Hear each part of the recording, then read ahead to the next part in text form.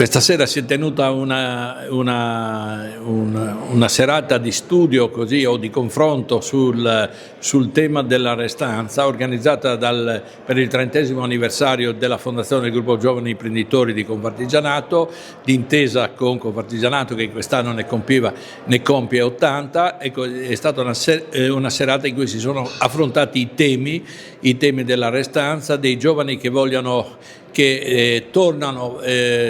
dall'estero e vogliono in qualche modo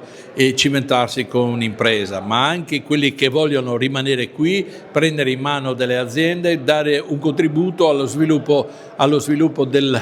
non solo del mondo dell'artigianato, ma dell'economia e delle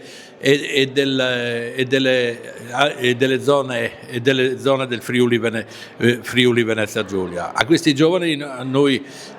abbiamo portato il nostro contributo, il contributo di quella che è stata l'esperienza, invitandoli a fare tesoro di quella che è stata l'esperienza delle nostre generazioni, ma di proiettarsi a gestire le realtà del presente e guardare al futuro con serenità, come a suo tempo l'abbiamo fatto noi, consci che sulla strada incontreranno delle difficoltà, ma vista l'intelligenza artigiana, vista anche la grande determinazione e la passione che sta emergendo in questi giovani, io credo che una nuova pagina di storia, di economia, di solidarietà e di sussidiarietà di questa regione sarà da loro scritta.